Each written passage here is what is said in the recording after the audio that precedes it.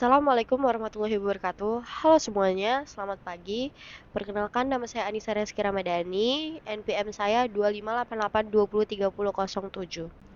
Sebelum saya melanjutkan untuk menjelaskan hasil telaah saya meminta maaf dulu kepada teman-teman semua karena suara saya agak sedikit bindeng karena saya sedang dalam kondisi yang tidak fit. Jadi mohon pengertiannya. Oke. Lagi dan lagi sebelum masuk ke penjelasan saya tentang telaah buku ini, saya mau nanya dulu nih kepada teman-teman semua.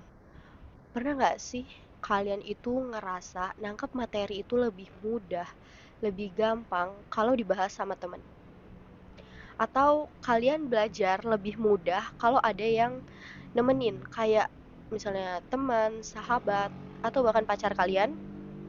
Nah, saya pilih menelaah chapter 10 dari buku Educational Psychology karya John W. Santrok yang berjudul Social Constructivist Approaches.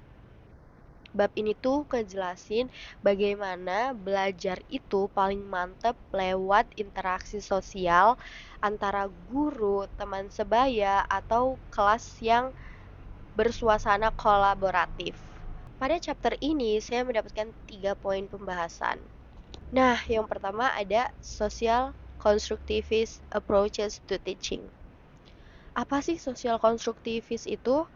Jadi, konstruktivis ini menekankan bagaimana siswa atau individu itu aktif membangun pemahaman dan pengetahuannya sendiri.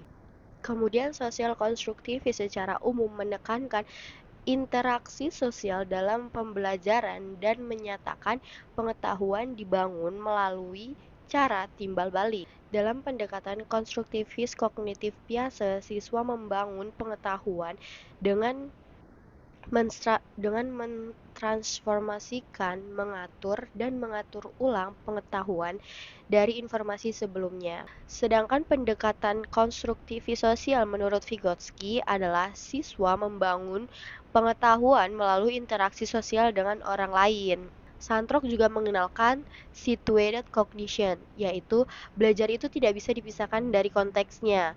Pengetahuan itu melekat di situasi asli aktivitas sosial dan budaya lokal. Ini kritik pedas sih buat para pengajar tradisional yang suka ngajarin konsep tanpa konteks nyata. Poin kedua ada teachers and peers as joint contributors to student learning. Peran guru dan teman sekelas dalam kolaborasi pembelajaran siswa. Santrok menjelaskan ada 4 strategi utama dalam konstruktivisme sosial. Strategi pertama ada scaffolding. Ini tuh kayak perancah dari bangunan. Contohnya, guru ngasih bantuan sesuai dengan kebutuhan murid. Namun, seiring berjalannya waktu, bantuan ini dikurangi ketika siswa sudah mengerti dan sudah mandiri. Ini ada keterkaitannya dengan ZPD dari teori Vygotsky, yaitu jarak ketika dia bisa melakukan sendiri dengan jarak ketika dia bisa dicapai dengan bimbingan.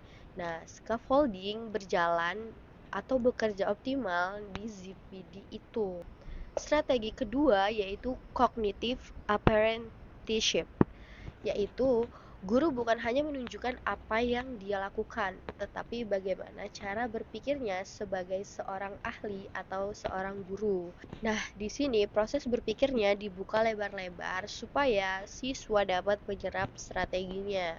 Strategi ketiga ada tutoring atau bimbingan belajar.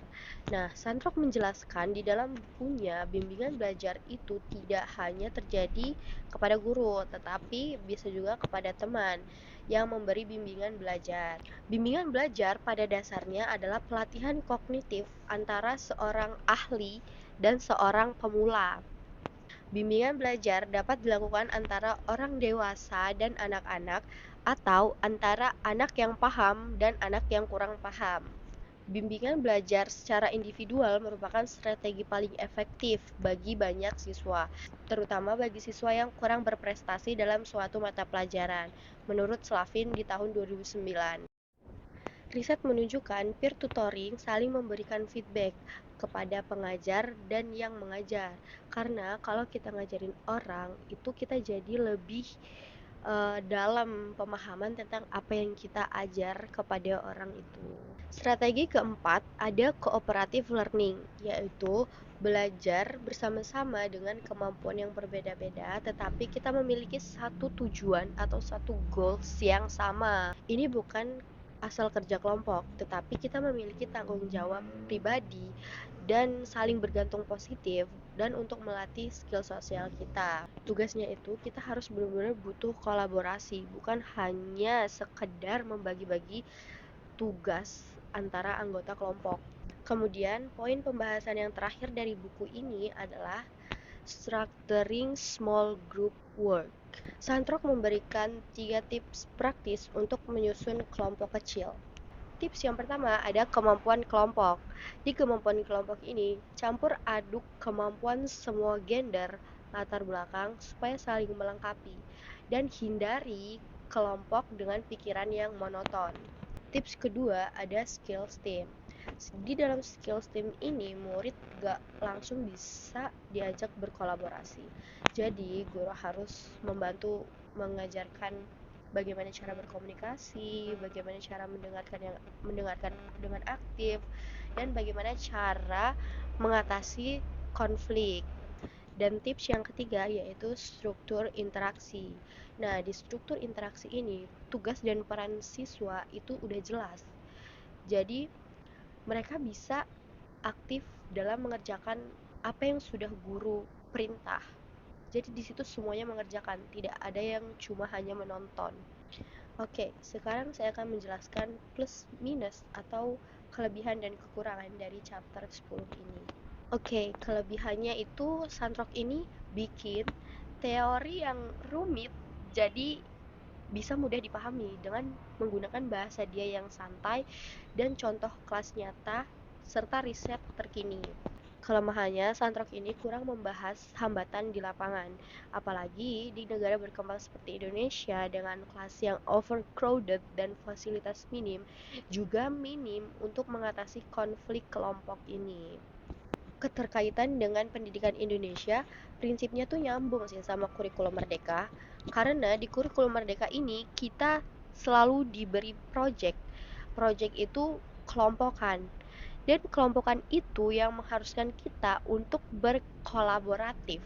Guru itu fasilitator, tetapi tetap butuh adaptasi di kelas besar dengan budaya beragam, tetapi fasilitas minim.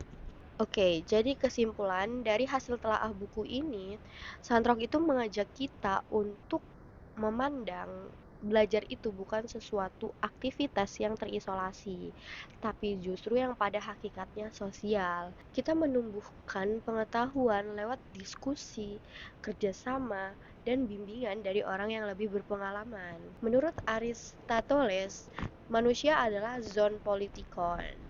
Pesan akhir dari aku, kelas terbaik adalah kelas yang dimana semua suara didengar, semua pertanyaan disambut, dan semua merasa nyaman dalam proses belajar bersama. Itulah konstruktivisme sosial sesungguhnya.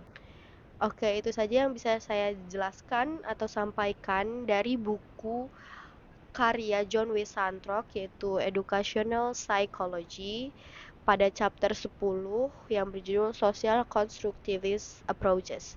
Wassalamualaikum warahmatullahi wabarakatuh.